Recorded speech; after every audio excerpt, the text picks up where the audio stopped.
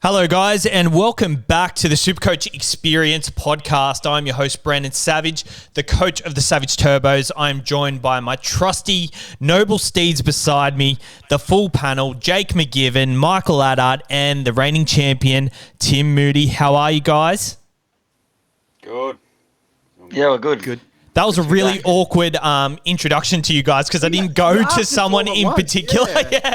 We'd rather just the Michael, coach of the Trip Jacket Mafia, and we'd rather that. Yeah, so Mikey, the coach of the Trip Jacket Mafia, how are you, Mikey? And dealing with coming back from COVID and everything, how has that been? Oh, it's fine. Everyone's going to get it, man. It wasn't that bad. I just stayed tight, played games. It was great. It was good. And, missed the show last week because back at work now, so it's been pretty hectic. But, it's going to be hard to line me up this year. I think I'll be missing a lot more than last year just with the night shifts. But I will do what I can. And if I can't get on every week, I'll put in like a little segment or something, and I can do like a 20-minute thing. So we'll see how we go. But, yeah, good to be back on and keen to chat some SuperCoach since it opens tomorrow, man. Very excited. Very good. And we're coming off a hot finish to the tournament, coming 51st in the BBL. Jake, how are you going, Jake? And how do you feel that BBL season went? I mean, went a lot better than I expected at the start, but, you need sort of luck all the way through to get your highest rank, and I'm happy with it. I just hope that it translates into the NRL SuperCoach, which I'm wanting more from, especially after my last few seasons. Yeah, very good. So you came 51st, and that's not even your best SuperCoach finish in general. You've finished in the top 50 in NRL. No, actually it was 52nd. So oh, really? It's one position better.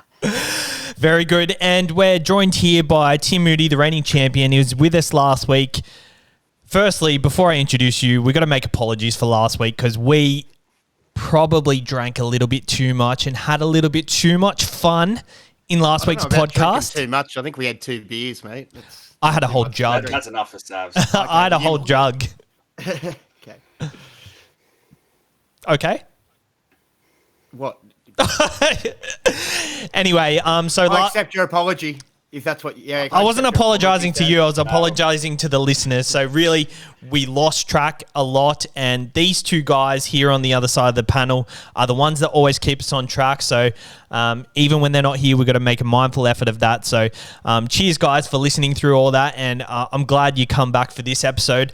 This episode is the Halfback and the 5/8 episode, so sit back and enjoy. Firstly, I'll go to Mikey and Jake. I'll start with Jake. Second rowers, you weren't here with us last week. We may have missed a few last week considering the terrible episode. What are your thoughts on the second rowers, and is there a standout that you want to mention? There's the obvious standouts, Dave Fafita and Angus Crichton, but they're going to take up a lot of cap. And I guess second rower can also be probably a position you can save a bit. There's a couple of mid-rangers that are all right, I guess, priced. Jai Arrow, whoever gets the second row position for the Cowboys, either Lukey or Nanai, I think are a good option as well. But even Wade Graham, I mean, a lot of people say, he's broken, he's dead, but at, I think it's 350k or something, he's potentially to average 50, he can easily go up to 500k, so there's some value, if you can stay fit, that is. But yeah, other than the ones you I sort of mentioned last week, I can't really think of anyone else.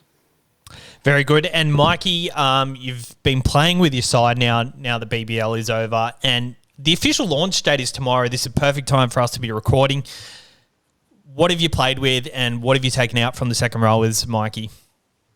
Yeah, so, BBL's all done with now. Good finish for me at 205. So, it's good to wrap my head around this again, and it's tough. The more I look at it now, because I didn't really have a look at it, it's a tough season ahead. It's interesting which ways you're going to go, but for me at this stage, I'm not going to really be doing too much in my second row. Like, I don't think I'll be cute at all. I think I'll just try and plug the best gun I can there, and then combining with maybe someone I think that will go really well. And then, it depends on how the cheapies fall, but hopefully if Targo gets a starting side, I can start with him. But it's just going to be interesting which way you go with it. I think, as Jake mentioned, you can really run a second row with, one decent gun like a Crichton or a Murray, and then take these guys around the 400 to 550 range. And I think you can really stack good mid-ranger second row, which I normally like to do. But just this year in SuperCoach, I don't see myself doing that because I really want to have 2-gun fullbacks. I want Cleary, I want Haas, I want David Fafita, I want Harry Grant or a Reid Marty. And to do that, you're going to have to take a cut somewhere. So I think I might be risky and cut it in the second row, but that's either going to, hurt me or really help me. So the one name, I'm sure you sort of mentioned him. I'm really keen on Josh Curran. Personally, I like the price range. I think with the obvious reasons with Sean Johnson and all that stuff, I think we only really saw a glimpse of him last year, and I think that can really continue. He's someone that can jag a lot of attacking stats, and I really like him. So I've got him in my side at the moment, and I just can't see a reason not to start with David Fafita. It's tempted me to go down to Angus Crichton and save almost 100,000, but he's the best in that position. It's going to hurt not owning him, and I'd rather just get him, plug him in there, and not have to worry about it. If I'm struggling for cash somewhere, I might try and go there, but I just want to have him. He's one of those guys that you just can't afford not to have. I think if I'm not going to have Tom, not having Fafita as well, that could really put you behind fast. So I'm just going to lock and load with him. I think, he's I don't see myself not starting with David Fafita. And then other than that, there's a few good value options like Ruben Cotter that you mentioned in the hooker positions. Jair, Jake said, you could even have an argument for Madison, and Kickout starts at a cheap price too. But there's a lot of value in the second row, definitely. But a lot of it's going to just be wait and see for me. Very good. Obviously, last week we went into depth of the second rowers, and Dave Fafita was someone we came to the conclusion that we're probably not going to start with, but we really don't want to be left without him. So the fact that you've gone with David Fafita is probably something that me, Tim, and Ryan are probably going to have to look a bit harder into, considering when people aren't doing certain things like starting with, like no one's starting with Reece Walsh this year or something. When you see someone else start doing it, you kind of got to go back over and make sure it's the right thing for your team. Tim, what is your thought on that before we move on to the halves? On Mikey's comments. Yeah. Or Fafita, I think you meant. It does seem like someone you kind of really do want to have. And I do like that comment that if you're not going to have Turbo as well, and you don't have Fafita, they could be both putting out like 150s and stuff pretty easily. But it depends with Fafita. Sometimes it happens, sometimes it doesn't. So I do like the consistency of someone like Josh Curran, though. So I think for a lot less, I think he's definitely a starter. But I think I might want to try. I think it's interesting you're saying you're going to start with Cleary and Fafita and 2-gun fullbacks too. So you're going to have a lot of. Yeah, that's my strategy at the moment. Like a strong side. But, my strategy, if the cheapies all place where I need them to, or my mid-rangers, realistically, I think if you can build a team with all those guys in it, I think that's kind of what I'm going to go for this year. But in doing that, I won't have a stacked side. I'll have to have a few muddy holes, but as long as I'm scoring points, it might get me off to a fast start. So it's just a different take. I think I'm ready for a different take this year. It's just one strategy, but if we get lots of cheapies, then obviously it might be easier for everyone to field people like that. Awesome. Before we move on, we have a season-long multi with TopSport going at the moment. It is Penrith, the Sharks, and Manly to finish in the top 6, and Newcastle Knights to finish in the bottom 8.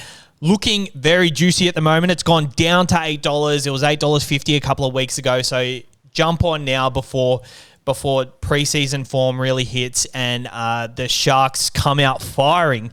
So $8 you can get for that. Use the code SCEXPERIENCE when signing up. Over 18, gamble responsibly. Guys, let's start with the halves. I want to go over to you, Mikey. Nathan Cleary is looking likely for round 1. What are your thoughts on him? You said you're going to start with him. Obviously, we all want to start with him, but I haven't seen every single team with him at the moment. How can you justify starting with him?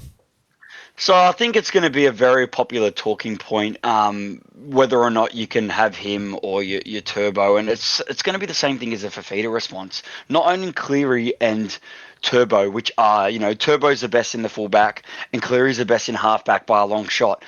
not starting with both of them, I think, is suicide. He's very expensive, and I do see some value, which I'm sure we're going to talk about our options. Like, I could see a world where if I'm really struggling to make a good all-round side, I could see myself not starting with Cleary and going with a Cherry Evans or Jerome Hughes. That would be the only other two guys I look at. But he's just the best person in that position. I still think, yeah, Penrith's lost a lot of players, but it's still Cleary. He's still going to be running that side. I still think there'll be a threat for the comp, to win the comp. Yeah, they're going to be there, and he has a super coach friendly game. Yeah, what is price at? He might come down in price, but it's the same thing with like sticking and picking. Like, there could be an argument saying like if you're going to think ahead and it's going to be rough around the Origin season, but it's just Tom's way too expensive. With Cleary, I can grab him and I can still manage to plot in these for feeders and two other good fullbacks, and I can still see a way where I can shape a side around that. So for 949,000, it is very expensive. He's one of my favourite players, but this isn't a kind of like a heartstring attach. I just generally think I haven't not started with him if he hasn't been injured. I need him. I can't go without him and Turbo. I think it's absolute suicide. So are you starting with him and Turbo? No, I'm just saying I'm not starting with Turbo, so I can't not start with. I need one of the two. And if you're going to start with one of the two, my biggest argument for that is if you're not going to start with Tom, you've got excellent fullback pickings. You can happily have a Tedesco and Pappenhausen. If you don't have Cleary, yeah, Cherry Evans or Jerome Hughes are all right, but think of, the halfback, you take the best halfback, and if you're not going to take the best fullback, there are plenty of other good fullbacks to stack in your side. So that's the way I see, that's my logic in it. I think before we move on to Jake and Tim, my personal thoughts on it are the rules are changing. The penalties within the 40 metres, it's not going to be a 6 again anymore. So Cleary is not going to dominate on the back of it like he used to. I know that's probably more so for the fullbacks, but I've kind of applied that thought to my team at the moment as well. But Nathan Cleary... last year, Jerome Luai was the attacking force to start the first 4 or 5 rounds. I'm not going to take the risk with Nathan Cleary, especially with the injury. And someone like Jerome Luai is probably more likely to take the attacking reins, and Cleary's more likely to steer the ship before they get into a type of rhythm like they did last year. It's happened kind of every year. So I'm not going with Nathan Cleary personally. Which direction are you going in, Tim? I'm just playing around with a team picker for the first time now because Mikey's getting me excited talking about his side. I've got the vibe that although Mikey's making some really valid points of, you're not wanting to start, like not have Turbo, not having Cleary, not having Fafita the best in their positions could be really painful and, hard to, get a good start. My vibe is, and the feel that I'm getting is that I want to not take the best in any position at the moment, kind of, except for Harry Grant. I'm kind of thinking that I want to take, the cheaper up the Pappenhausen, Teddy in the fullbacks, and then in halfbacks, and I'm thinking sort of the 400, 500 sort of price range. I think you can do enough of a job for that big gap of what Cleary's price tag is at. I just think that Cleary's overpriced more than Turbo is. I think I'd prefer to have Turbo and pay an extra 300k there than have Cleary there for 900 and something k. So I don't know. That's just because of Turbo's individualism. You know what I mean? I know Cleary's consistently putting out close to hundreds and stuff every week, but yeah, I can see myself going with a cheaper option like someone like Toby Sexton, Luke Keary, someone like that. Jake, what's your input on this Cleary debate? I hate to do it, but I think I'm on the fence. I've made teams with, I guess, with Cleary in the team and then without. I'm sort of hoping he's not fit for round 1 because it kind of makes my decision easy to pick. But like Mikey was saying, not having Turbo and not having Cleary, I'd prefer much rather to have Cleary than Turbo because I think the fullbacks on Turbo are much better than the fullbacks on Cleary, like Mikey was saying. And then we think alike. Halfbacks, like I guess Tim was saying, not going Cleary, you got a couple of 400 to 500 players that I guess will do an all right job, and then spend the extra 500k cash on a Fafita, Payne Haas, or Harry Grant. So, yeah, I'm in the middle. I haven't made that decision up yet. I'm hoping on team list Tuesday that Cleary's either not there or there's some sort of rule changes, or even if SuperCoach there might be some different changes. Yeah, it's going to be the key. It's going to be the key to starting well, I think. Like, honestly, these Cleary or Turbo, like, starting with these guys are going to be crucial for your start. But I like what Tim said there. It's honestly got me thinking, realistically, if you took even Jerome Hughes, you could do a lot with 300k. I think I'll do the same as Jake, make a team with and without him. But, yeah, it's just it's tough to leave someone like that out. And before we go, I guess move on to someone else. So I guess with this season, I think it's going to be pretty important to have a full team of players that are going to play rather than taking nuffs, especially with COVID. If BBL's anything to show by, there could be players dropping out. The game the day before. Very good point. So you're going to need backup by having players that play and be making cash. So if you're taking 2 nuffs just to play Cleary, I think you're better off going a cheaper player. I 100% agree. So the makeup on my side at the moment is I've kind of cheaped out in the second rows because there's a lot of value there, and you're able to fill up your kind of second rows with the 350 to 500k type players, and that allows me to have a third kind of mid-range option in the front row. So I'm not playing any shit nuffs, and I've kind of gone that route. I guess going back to the fullbacks, I'm not meant to talk about fullbacks, but I've changed the layout of my side and a certain player in that position that is allowing me to spread cash elsewhere. Hot tip, it rhymes with Sherbo. You not starting with Turbo doesn't make sense for your game. No, I'm not. So I cannot wait for the fullbacks episode. I guess with Nathan... Don't go through it. We'll leave that there. Yeah, exactly. With Nathan Cleary, I think he's kind of in a similar position where the next best player and even the few best players in that position afterwards are probably not going to be that much less than him in the opening rounds. You've obviously got to target them quite quickly. But we're not here to talk about only Nathan Cleary. Everyone has their opinions whether they're going to start with him or not. We're just here to provide the facts for the other players. So Daly Cherry Evans is the next best player that Mikey was talking about. He scored 7 tons last year. I'll just confirm that. 1, 2, 3, 4, 5, 6, 7. 7 tons last year. There was 172 in there, 119, 148, and 142, 132 in the last 2 rounds. So someone like him can go big massively, but the difference between him and Cleary is DCE has that floor that's a little bit lower, and Cleary has that ceiling, which is a little bit higher. Yeah, I like Cherry Evans a lot, and the key thing is if Tom stays fit and healthy, Cherry Evans' scores are very good with Tom in the side. So I think if Tom stays fit, I think that's going to really benefit with Cherry Evans, where we've seen these last couple of seasons, he hasn't started. Tom hasn't started, so Cherry Evans hasn't really got off to a massive flyer. And this year, they start with Penrith, which I think will be a really tight, close game. That's at Penrith Park.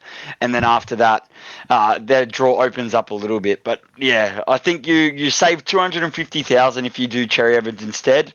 I think, like Tim said, if I wasn't going to start with Cleary, I might be prone to go down with someone with a bit more value, because I think Cherry Evans will hover around that price.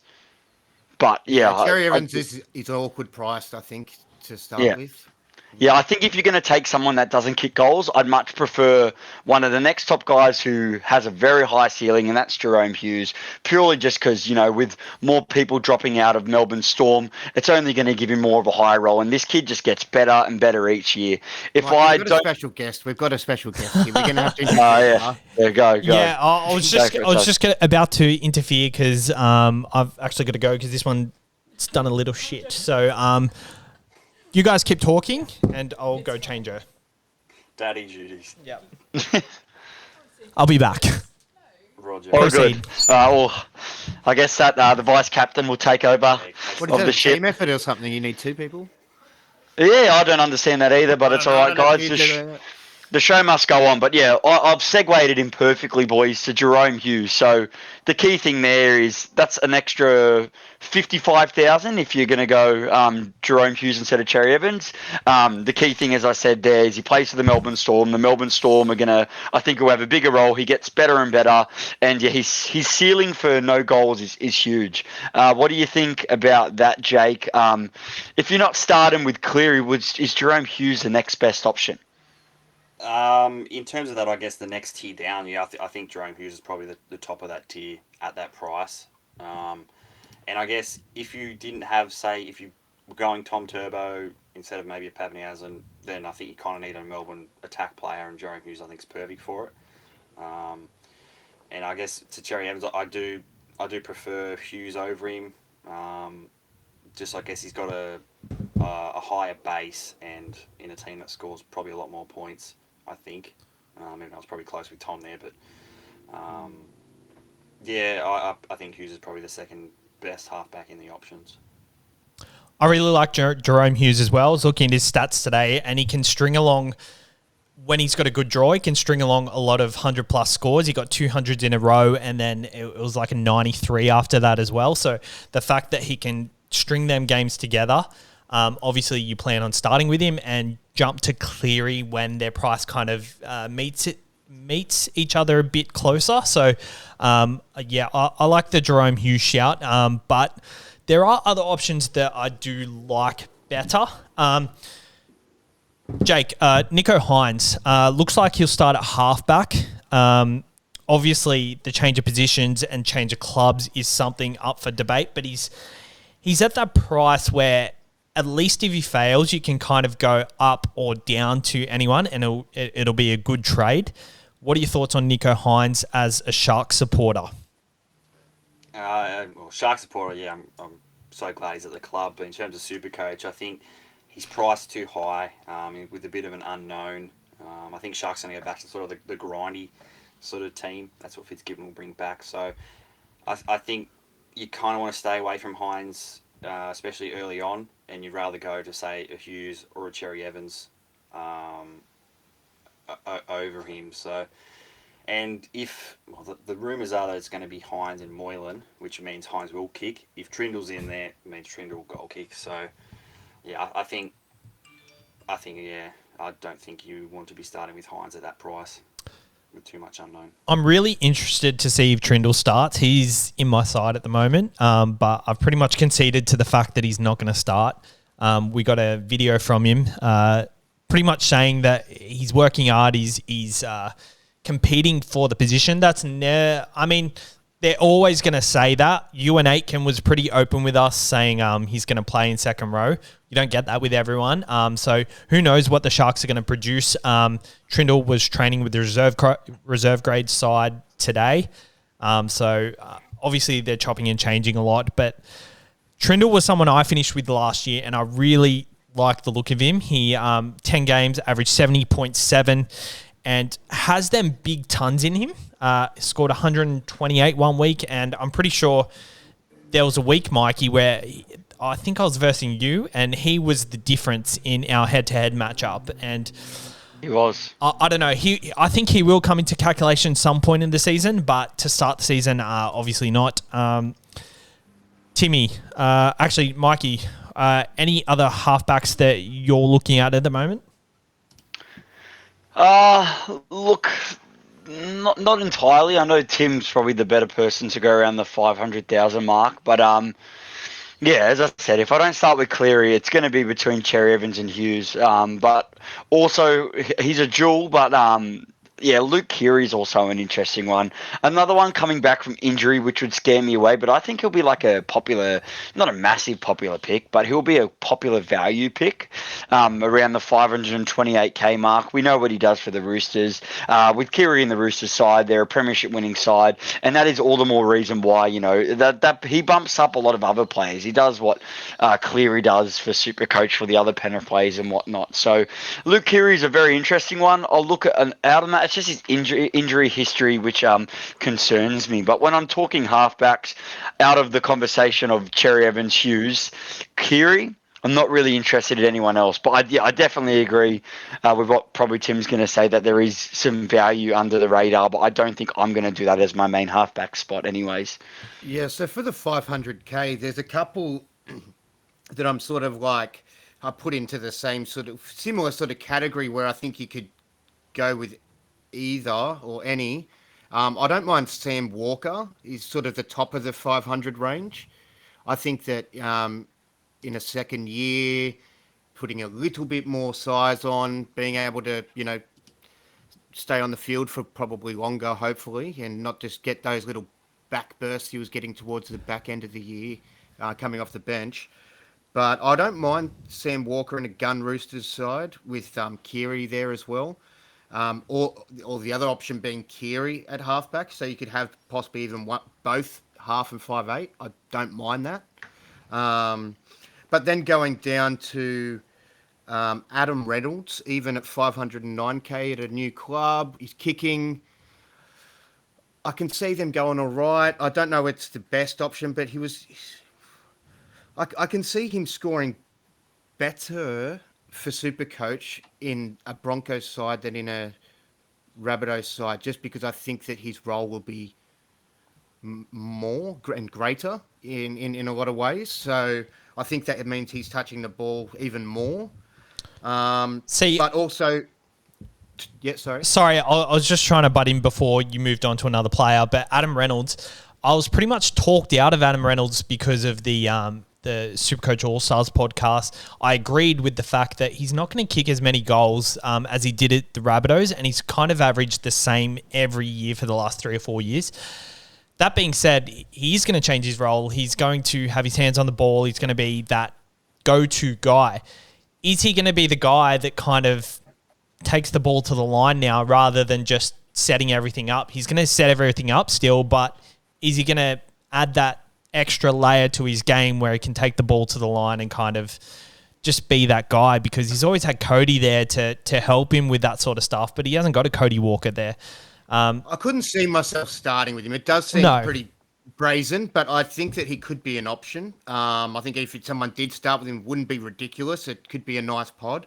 But it might be someone to definitely keep an eye on. He might end up being a good option if he does, really take on the role of being the guy that gets the ball, 3 times a set sort of thing.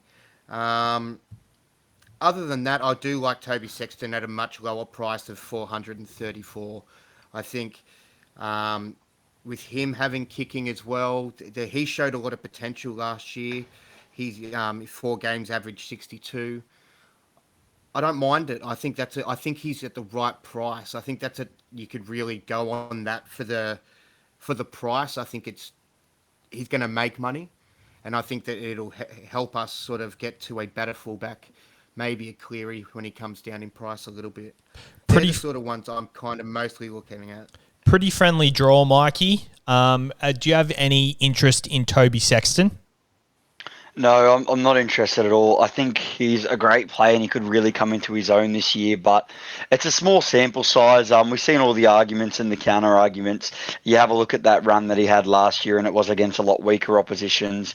He just hasn't had enough games. I just like a bit more, experience there. And for me to start with him, like last year I did the Jamal Fogarty thing and he was really average and it didn't work, and that was a very similar thing. Jamal Fogarty didn't have too many games in him, same club, and that just didn't work out for me. So I don't think I'll do that in the halfback position. Well, I'm not going to do that in the halfback position. That's kind of what would throw me off. I'd much rather spend a bit more and get Luke Keary instead of Sexton. I think there's other places where you can save a bit of cash. Yeah, Keary seems more attractive than Sexton. Yeah, with the side he's in and everything as well. But you spend an extra 30k and go with someone I'm very keen, and go to Sean Johnson, which I'm sure. Trying to make everything work, and you're 100k short, and you can't fit. Yeah, Keary. Yeah. I wouldn't mind Toby Sexton as a starting option to make everything else in your side work. Yeah. He's not the worst option, but something that I personally wouldn't do. He's a starter. He's a starting halfback, and a lot of them, you might end up only having for 5-6 weeks anyway.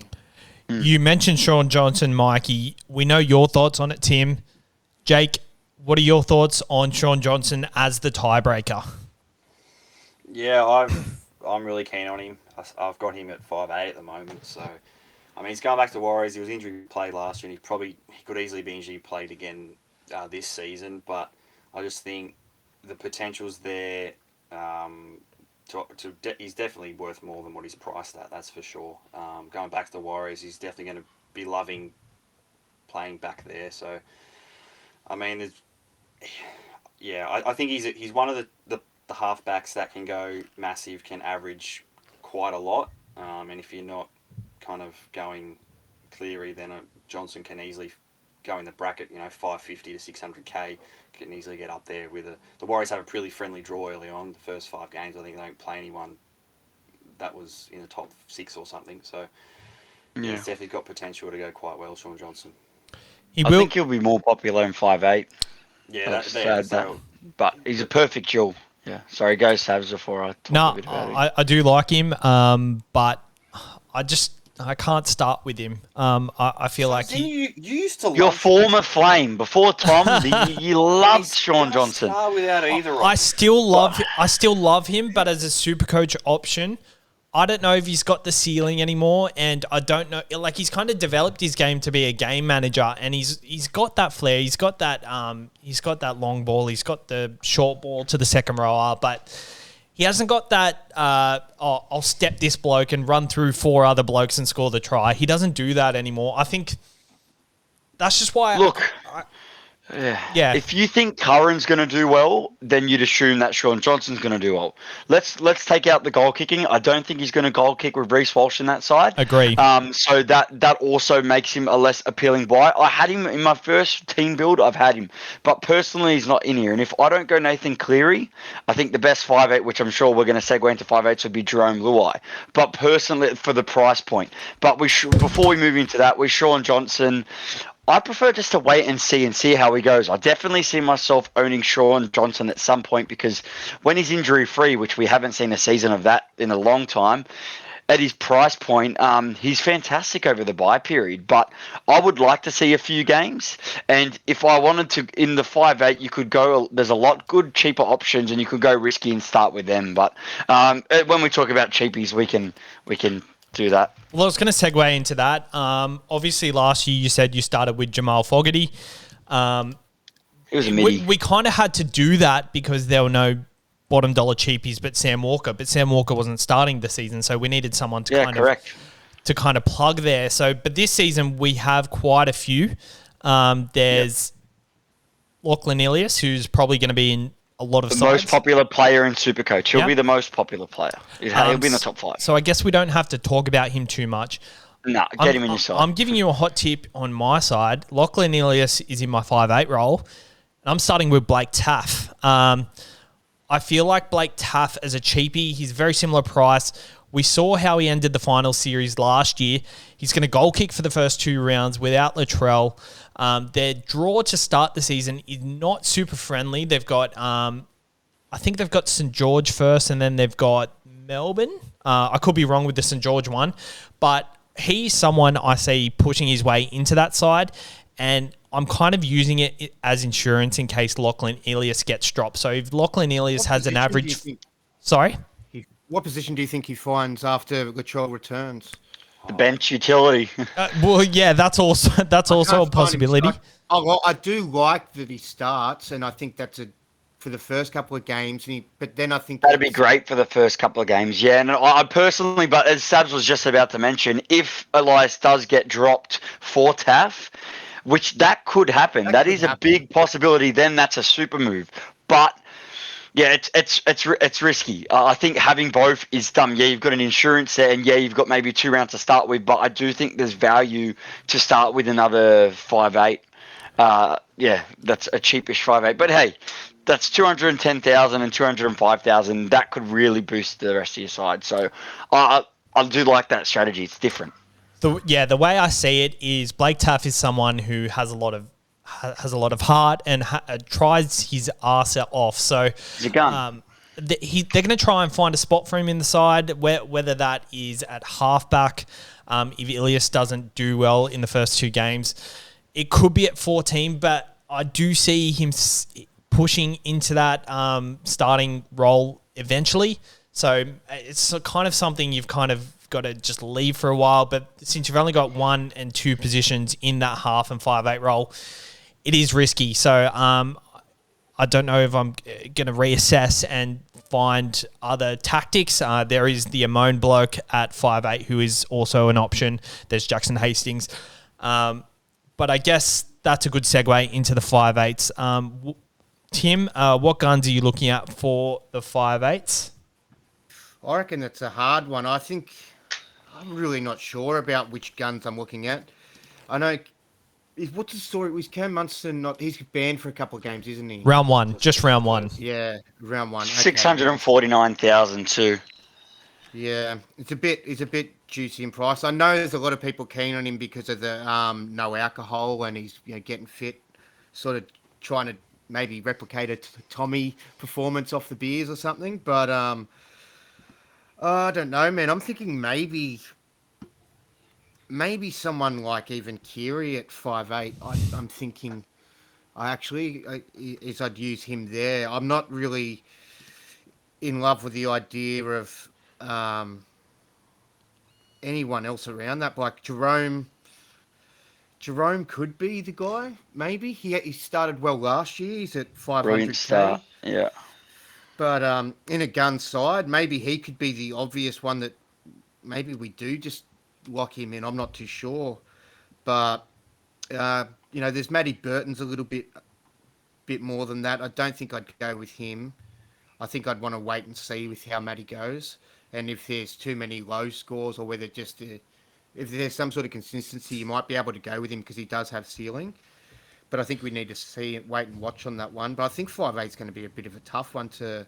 It's very open, but also hard. Your favourite guy, yeah. You could even go with Schuster, just because you don't want to have a 5'8". You know what I'm like, an out and out. Or go 5'8". crazy and go Jack Whiten, who seems to start the season very good.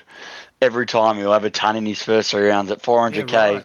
I know that seems crazy. SuperCoach at all though, Jack. No, because he's very inconsistent. But if you can bang up a few of those at 400K, you can cash out fast. Like I wouldn't do it, but there's always someone that does that every year and it works out.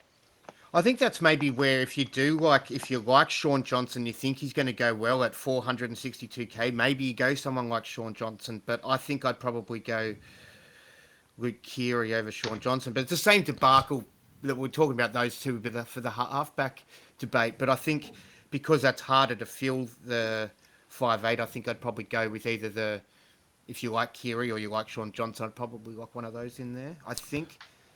But then I am still a little bit keen on having a little bit of a tinkly idea about Luai. I think. Oh yeah. So go Sam. So why are you starting with Luai, Mikey? Because I already know you're starting with Luai. So example, while we've been talking, we love to do our live trades. Well, it's not really live, but I've got my thing up on my second monitor and I've been tinkering. And if I don't start with Cleary, I 100% start with Luai.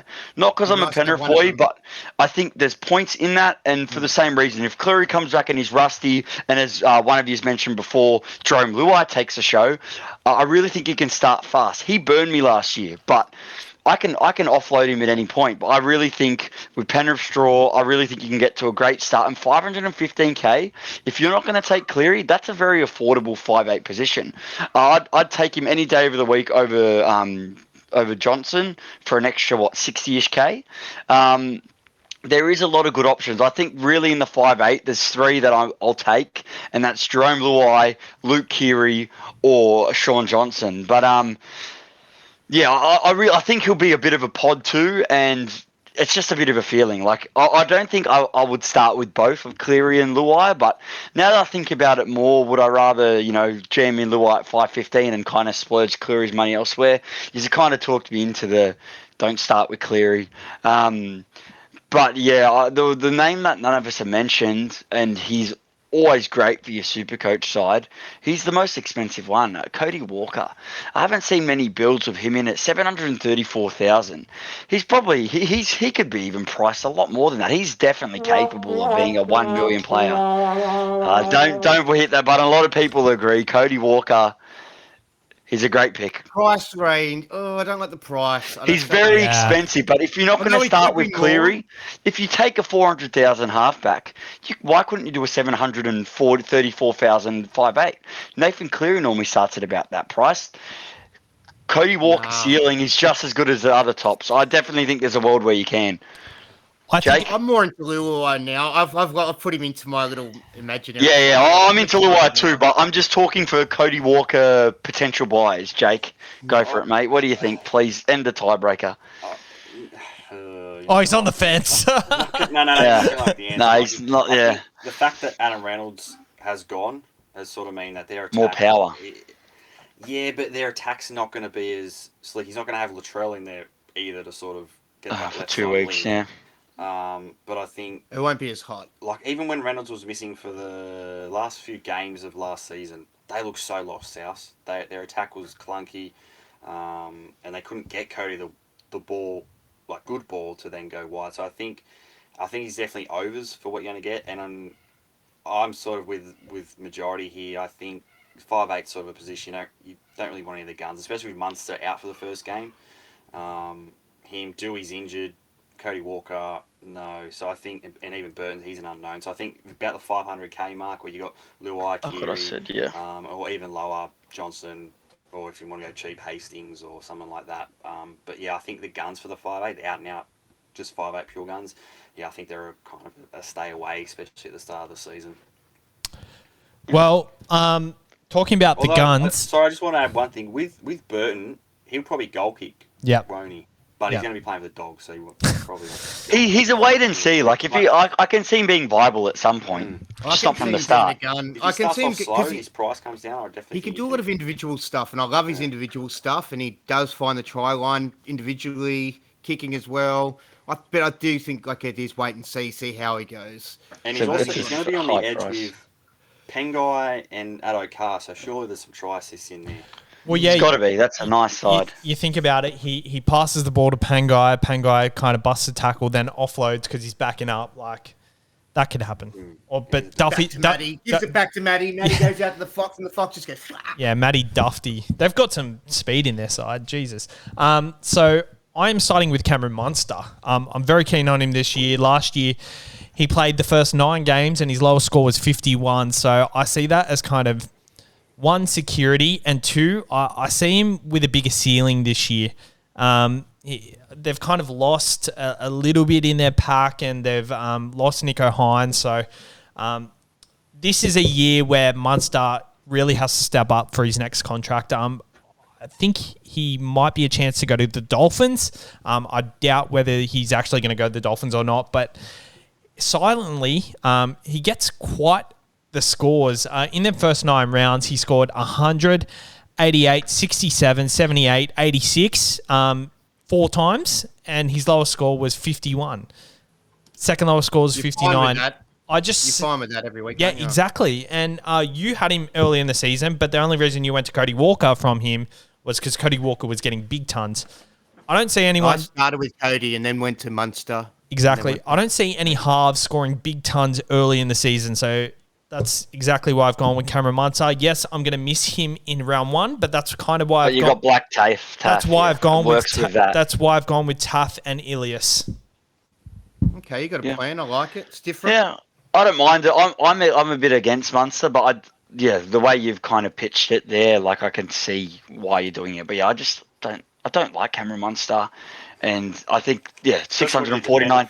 As a footballer, as a SuperCoach, as a person. No, but 649,000. Like, yeah, he's got huge potential. But I just same thing I keep going back to is the value. And I want to segue that into we mentioned him, but we haven't talked about him. Is Jackson Hastings? he's my backup 5'8" spot, and I don't see him not being. If you have Elias too, and you've got Hastings Elias on your bench, they can both interchange with each other, which is a feature that I haven't had the past couple of seasons, and is so handy. So Hastings 350,000. He was absolutely tearing up the Super League. Yes, he's going to the West Tigers, but he probably kicks goals. I think he definitely kicks goals he's got to kick goals while Dewey's out. And at that price point, I definitely see him being like a 450, 500k player. When they do score their one try game, he's probably going to have a hand in it. I just, for that price, like I see it's worth the risk. He's that nice. It's like when Sam Williams started at an awkward kind of price. I see him being kind of like him. We're not setting it alight till later, but I just can't not start with him for 350,000.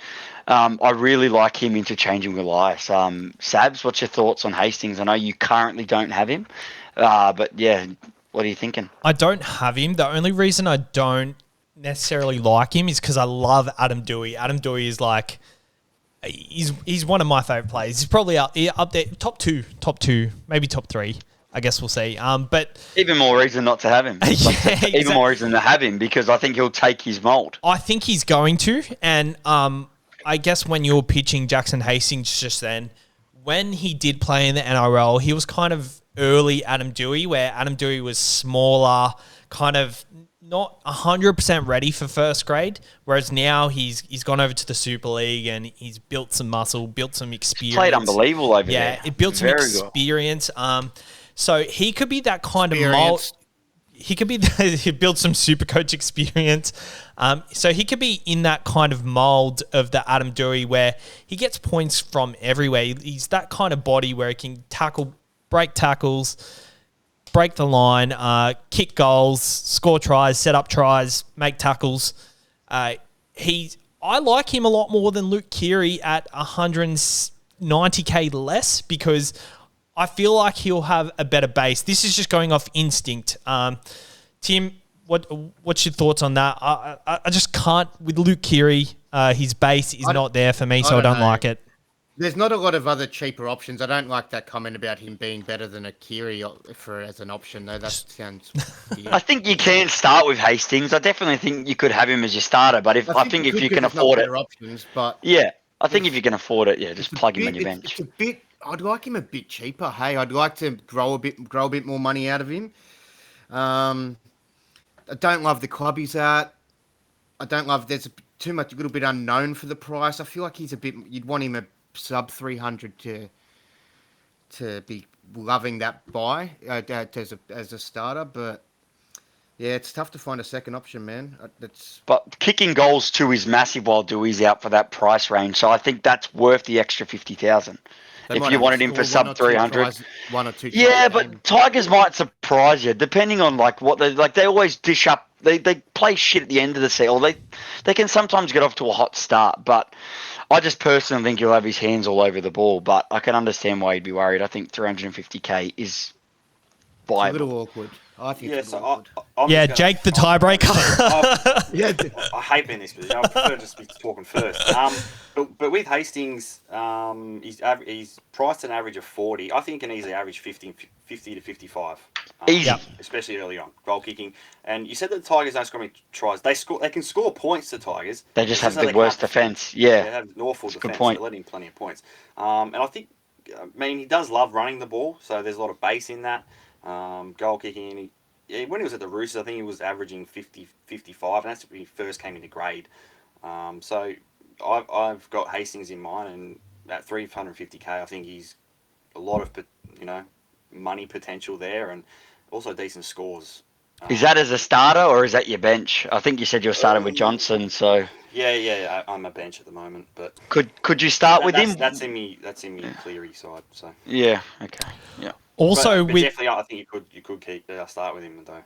So we're kind of at a tiebreaker. We're both 2-2 here, but a good argument with Hastings, because I think I wonder what he's going to be owned at. It'd be nice to see where he places. I think he'll be in the middle. We'll find out at some point tomorrow, late tomorrow. Yeah. But I think with the ownership, I think Hastings' ownership will depend on Amone, which I'm sure we'll probably mention now. Yeah. I think it will depend on if he's going to get a start. But he's also centre wing. Yeah, the fact he's centre wing, easy to plug in there. Cheapies, so I think he might be your option. He's 70k cheaper. Everyone's going to go, yeah, I'm going to go the cheaper option and not play him for the whole season. So I think, yeah, Amone's on everyone's radar. If he gets a start, he's pretty much a lock-in centre wing or 5'8". You have I've got him in centre wing. Yeah. You have convinced me on Hastings, though. I feel like he's someone I'm going to definitely consider now. He's not in my side at the moment, but I've got to switch some things around. Obviously, my tactic of having Ilias and Taff is a bit risky, so maybe that just cancels out a bit of riskiness. And yeah, 550k. I think at a comparison, a price comparison, you might think I'm off here. But I think I prefer Matt Moylan than No. Sorry. I can't, yeah. I think he Matt showed Moylan, enough, I just he showed can't enough do. promise to like at that awkward price that I don't know. There's I think so much contention. 35k, Tim. Like you were probably talking not the about main 350 being awkward. That's even more awkwarder. 380. Fair enough. If you're trying to sell me Moylan for 320, then maybe I'll buy it. But yeah, I don't like that. I'd prefer you to sell me Kurt Mann for 380. Kurt Mann, I do like if he starts at lock. I had him as my starting 5'8" earlier today. That's how I was able to afford Cleary. But yeah, Kurt Mann, I do like if compared to Moylan. I actually like Moylan. I think he was looking sharp at the end of last year. I wouldn't have him in my side over Hastings. Hastings is goal kicking, and that's just security that you can just lock in. Jake, what are your thoughts on Moylan? There's a good chance he gets injured. He won't be playing round 2. So I think I had him last year, and it no more Moylan. Was it last year? Yeah, I think he was. I think a lot started with him last year, but I think he was a little bit lower priced. Yeah, he was like 250. Yeah, but he was too hard to ignore last year. Yeah, that is a yuck price, 400 until 400k. I'm just looking at it. I'm just trying to compare to Hastings. I just can't. Yeah, that's a good point. I might start with him because I won't find better options, but I just can't see myself doing it. Yeah, because if you compare them, the goals is enough. With 30k discount, the goals is enough to pip him over the edge. Even though the Sharks are a superior, better side than the Tigers. I prefer the superior side than the goal kicking in a crap side when he's not going to get that. I don't reckon he'll be kicking many goals, man. I reckon they're not. I think they'll score tries still. Yeah, I think they still do. I still like when Luke Brooks has a good game. They can always I think they have enough plays on their side to warrant attacking points. A Tokamanu can just bust through. Like they have a lot of attacking, so it's just their defense. Yeah, I still think they'll be a bottom 4. Luke Brooks averaged 54 last year. Like I'm sure Hastings can match that. Yeah, they still got Leilua. They've got a lot of strike power on their side when you actually look at their side. Peachy will add to that. They've got a lot of points in them. I believe they do. Yep, I agree. I don't think they're actually that bad. I reckon they'll be one of the lowest scoring attacking teams in the year. I can see them being the lowest or second lowest. No, I don't see that. Newcastle, St. George, Cowboys, they're all below them. All below the Tigers, I reckon. Are you ready to move on? Oh, no. I was just going to bring up just a question to you guys. Who do we think is going to be 5'8" for the Broncos? There's quite a few names there. They've dropped a lot of names. Like they keep posting about this Ezra Mam guy, which would be fantastic at 175,000. That would probably put a line through Hastings, or you could go Hastings and Ezra Mam. But I don't think he'll get around one spot. There's a big fight. There's Billy Walters. We're probably going to get a nice cheapie there or a mid ranger.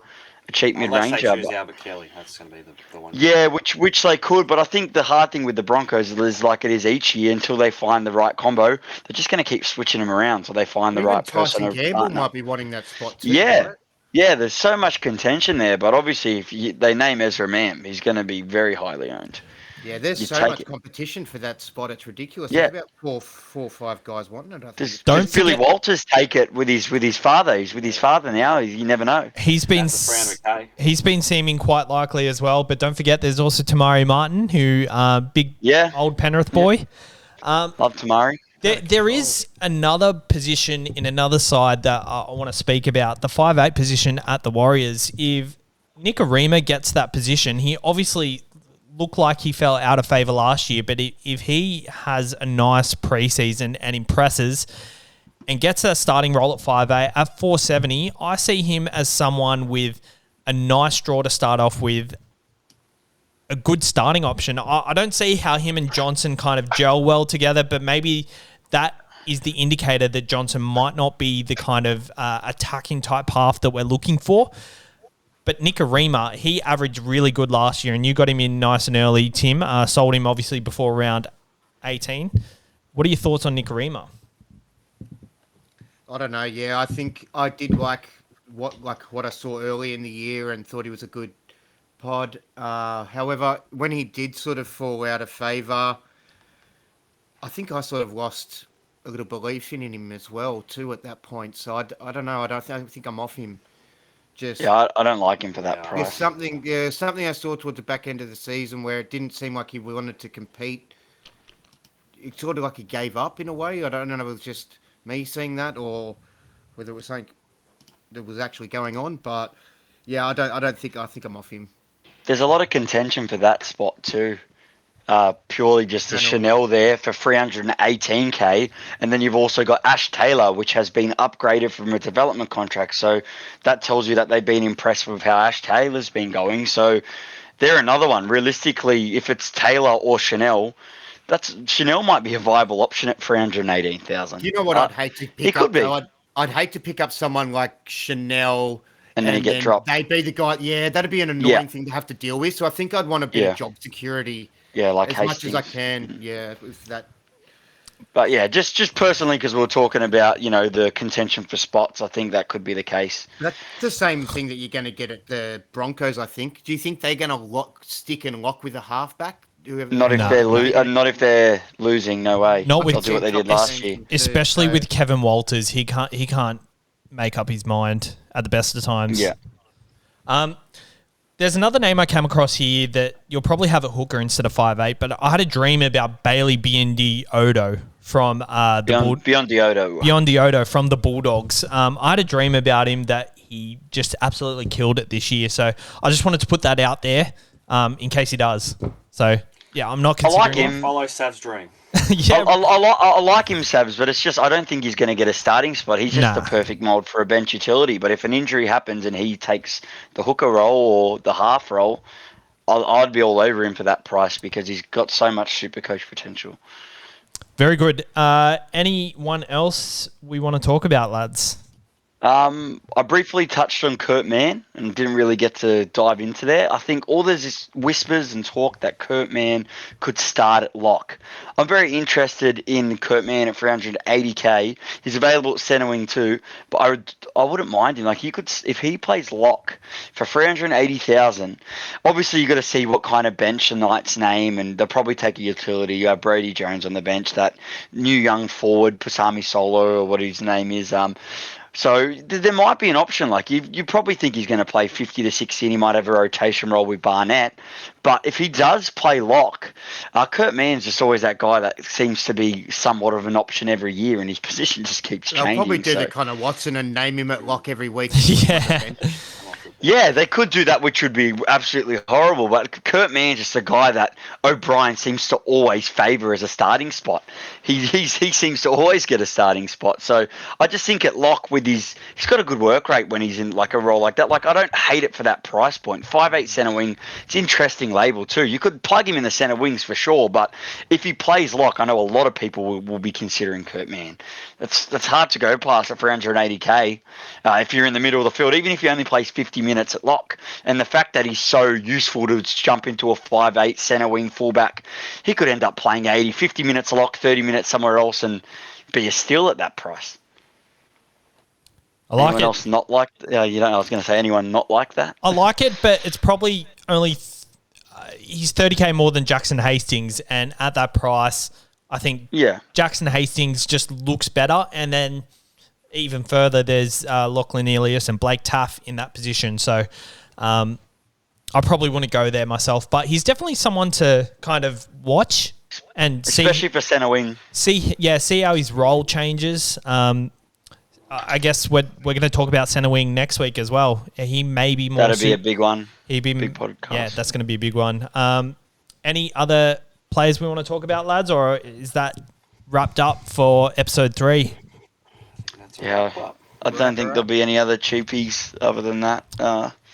Yeah. All right. We're going to introduce a lot a lot more new segments throughout the year this year, guys. So I'm going to introduce one right now. And now I'm going to go across the room. This year, our theme for the SuperCoach experience, as we've changed our logo to the green arrows, is concentrating on green arrows for everyone. So our ranks last year, we're going to try and go up. Tim, unfortunately, you can't play this. But unless he goes back to back. So green arrows, and I'm off at it. And we want that for our listeners as well. So I'll start with Jake. Green arrows. SuperCoach launches tomorrow. What is one thing you think in your side that you need 100% to get green arrows this year? To start with, the players always go big. I think it was last year. We've got Teddy and Fafita. Yep. Become a meme every single start of the season. So I pretty much locked both of them in. So hopefully it gives me green arrows. Mikey, what is your plan to get green arrows this year? To go through my team a little differently to others. So I'm very big on strategy. So I'll stick with the same and kind of do a different strategy. But yeah, there's going to be some plays that you can't leave out. And I think it's going to be important to have a strong hooker, guys with high ceilings, and just finding the right balance, because I think a lot of people are going to take this differently this year, and that's what I'm excited about. Obviously, all the rule changes will change how we feel as well, but there's a lot to play with this year, so I'm very keen. I think we're not going to get heaps of cheapies, but we're going to get heaps around 200,000 to 300,000, so it's going to make it interesting. But yeah, I think that's the key. I think getting the Clearian Turbo, I'm going to change it a little bit. Clearian Turbo, that's going to be the key. To start and not to start, I think that's going to be the biggest key of having green arrows. The decision you make is the right one. I agree. Before I go to the person... Turbo or not to turbo? Before I go to the person who's pretty much impossible to get green arrows, my plan this year is not go with your heart all the time, because that obviously has undone me in the past. Follow the trends. So last year, Tim realised that the front rowers were kind of plotters and kind of got second rowers in there. Centre wings scored big, so jumping on them early was crucial. So there's going to be a different trend this year. So make sure to put your pride aside, put what you've known in the past aside, and go forward with the times. You've got to adapt to SuperCoach, and you see these players who have played for 10 years or so, they're absolute dog shit at SuperCoach now because they're just stuck in their old ways, getting the front rowers, captaining the second rowers and things like that. So I think adapting with the times is my main takeaway to get green arrows. Tim, if you could get green arrows, how would you go about it? And how am I going to go about that? I'm going to take 2022 to a completely new level of spirituality in my SuperCoach. There was, I set up a shrine this year, but there's just say watch this space. There's going to be a very heavy focus towards the spirituality and connecting with the SuperCoach gods. So I think that's what I'll be doing to go back to back. Very good. Good to have you guys back, and good luck for the opening of SuperCoach tomorrow. Looking forward to the Centre Wing podcast next week, guys. Cheers, fellas. See you later. It's good to have you, Mikey. Thanks, mate.